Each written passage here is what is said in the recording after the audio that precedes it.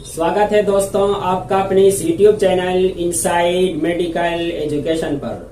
आज की इस वीडियो में बात करेंगे इंजरी यानी चोट मोच और गाउट या गठिया ग्रुप की एक महत्वपूर्ण होम्योपैथिक मेडिसिन लीडम पाल के लक्षणों के बारे में। तो चलिए बिना वक्त जाए किए वीडियो को शुरू करते हैं।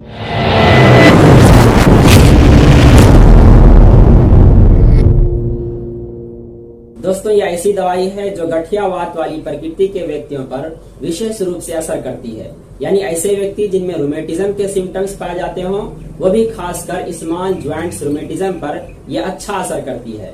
और पेशाब में ठोस पदार्थ की तलछट का आना और टिश्यू में इसका डिपॉजिट होना, यानी कि जब ब्लड में यूरिक एसिड की मात्रा अधिक हो जाती है तो ये जोड़ों में भी जमा होने लगता है और गठिया का कारण बन जाता है। तो इन सभी स्थिति को दूर करने के लिए दोस्तों लीडम पाल का इस्तेमाल किया जाता है। इसके अलावा लीडम एक ऐसी दवाई है जो कि कीड़े मकोड़े के डंक का प्रतिविष भी है, यानी कीड़े मकोड़े के डंक मारने के प्रभाव को एंटी करता है। इसलिए अगर कभी किसी को कीड़े मकोड़े का डंक लग गया हो तो तुरंत ही आप लीडम को 200 पोटेंसी में यूज करें, इससे इसके बुरे प्रभाव खत्म हो जाते हैं। और इसका इस्तेमाल तब भी मुफीद साबित होता है जब किसी तेज धारदार हथियार से कट लग गया हो या कांटी वगैरह चुभ गया हो, यानी कि पंचर्ड वुंड हो या शार्प ऑब्जेक्ट से कट वगैरह लग गया हो, तो भी इस स्थिति में लीडम पाल का इस्तेमाल काफी मुफीद साबित होता है। यानी यह ऐसी दवाई है जो कि एंटी टेटनस माना जाता है, यानी टेटनस से बचाता है। इसके साथ ही अगर कोई ओपन वुंड हो और वो जल्दी से ठीक न हो रहा हो तो भी आप इसका इस्तेमाल कर सकते हैं, जिससे आपका घाव भी जल्द ठीक होगा और उसमें बाहरी बैक्टीरियल इन्फेक्शन भी नहीं होगा, यानी बाहरी बैक्टीरियल इन्फेक्शन से उसे बचाएगा। और खास तौर पर जब घाव वाली जगह ठंडी हो तब इसका इस्तेमाल ज्यादा मुफीद होता है। इसके अलावा नक्सीर या एपिस्टैक्सिस यानी कि नाक से खून निकलता हो तो भी इसका प्रयोग कर सकते हैं।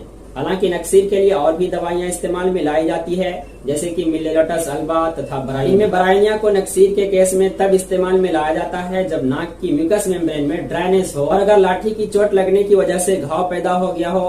हालांकि चोट के लिए तो सबसे मुफीद दवाई है अर्निका मोंटाना, लेकिन अगर इसके इस्तेमाल में डिले हो गया हो तब आप लीडम पाल का भी प्रयोग कर सकते हैं। इसके अलावा मोतियाबिंद जिसमें कि लेंस में ओपेसिटीज आ जाती है, इसको ठीक करने के लिए भी शुरुआती अवस्था में प्रयोग में लाया जा सकता है। इसके अलावा चेहरा, पेशानी और गालों पर लाल फुंसियां निकले, उन्हें छूने से उसमें डंक लगने जैसा दर्द हो, नाक और मुंह के आसपास पपड़ीदार दाने निकले। इसके रेस्पिरेटरी सिम्टम्स की अगर बात करें तो नाक में जलन तथा खांसी हो और ऐसा खांसी जिसमें कि रक्त मिला हुआ कफ आए, यानी कि हेमेप्टेसिस, और छाती में सुकड़न का एहसास हो तथा दम घुटे और ब्रोंकाइटिस तथा एम्फाइसेमा भी इसका एक खास लक्षण है। इसके अगर रेक्टल सिम्टम्स की बात करें तो मलद्वार के फटाव यानी कि फीसर तथा हेमोराइड्स में भी इसका प्रयोग किया जा सकता है। जोड़ों में करकराहट हो और बिस्तर की गर्मी से परेशानी बढ़ती हो तथा गाउट यानी कि गठिया की वजह से जोड़ों में गांठें बन गया हो तो भी आप इसका इस्तेमाल कर सकते हैं, ये इसका एक खास लक्षण है।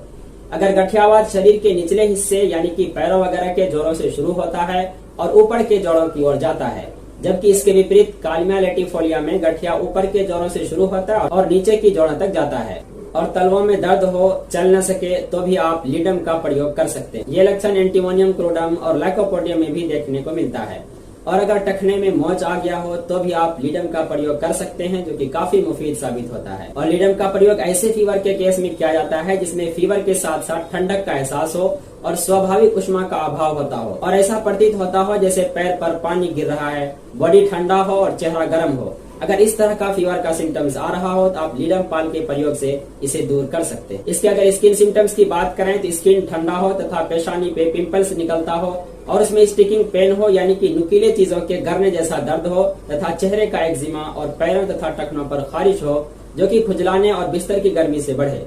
और अगर चोट लगने के बाद बहुत दिनों तक चोट वाले स्थान पर रंग बदरंग हो तो आप इस दवाई के इस्तेमाल से उसके रंग को वापस ला सकते हैं तथा बदनुमा दाग धब्बे को मिटा सकते हैं। इसके अलावा कार्बंकल यानी कि छोटे छोटे मवाद भरे फोड़े जो कि आमतौर पर बालों की जड़ों में हो सकता है, तो इन सभी केस में भी इसका प्रयोग काफी मुफीद साबित होता है। कार्बंकल की परेशानी से निजात पाने के लिए और भी कुछ महत्वपूर्ण होम्योपैथिक मेडिसिन का इस्तेमाल किया जाता है, जैसे एंथ्रेसिन, टेरेंटुला और क्यूबेन। दोस्तों लीडम को रस्टॉक्स का एंटीडोट भी माना जाता है। तो चलिए अब वीडियो के अंतिम सेगमेंट और महत्वपूर्ण सेगमेंट की तरफ चलते हैं, यानी कि एग्रावेशन और एमेलियोरेशन, अर्थात परेशानी के बढ़ने और घटने की क्या कंडीशन है।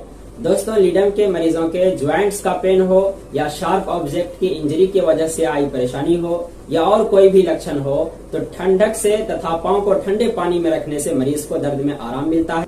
और अगर बिस्तर की गर्मी से तथा रात में दर्द में बढ़ोतरी होता हो। ये एक पिकुलियर कॉमन सिम्टम्स है जो कि लीडम पाल में देखने को मिलता है। अगर लीडम पाल के रिलेशनशिप की बात करें तो लीडम के लक्षणों की तुलना रूटा, हेमामिलिस तथा बेलिस्पर और अर्निका मोंटाना से कर सकते हैं। इन शॉर्ट, रूटा हड्डियों के चोट में अच्छा काम करती है, यानी कि बोन का जो पेरिस्टियम होता है इसका एक खास कार्य क्षेत्र होता है, जबकि हेमामिलिस तब काम में आती है जब प्रभावित हिस्से में वेनस कंजेशन तथा ब्रूज्ड सोरनेस की स्थिति आ गई हो, और बेलिस्पर तब काम में आती है जब मैकेनिकल इंजरी की वजह से शरीर के अंदरूनी ऊतक प्रभावित हो गए हैं, जैसे मसल्स, फाइबर्स तथा नर्व, और ब्लड वेसल्स में इंजरी हो गया हो जिसकी वजह से कंजेशन की स्थिति आ गई हो, तो भी आप इन सभी को दूर करने के लिए बेलिस्पर का इस्तेमाल कर सकते हैं। और अर्निका मोंटाना का इस्तेमाल तो किसी भी तरह के मैकेनिकल इंजरी में किया जाता है, चाहे बहुत पुराने चोट की वजह से आया दुष्परिणाम ही क्यों न हो। So friends, this is the video on symptomatology of homeopathic medicine ledum pal. Hopefully this video will be helpful for you. Finally, I would like to thank you for giving your precious time for watching my videos.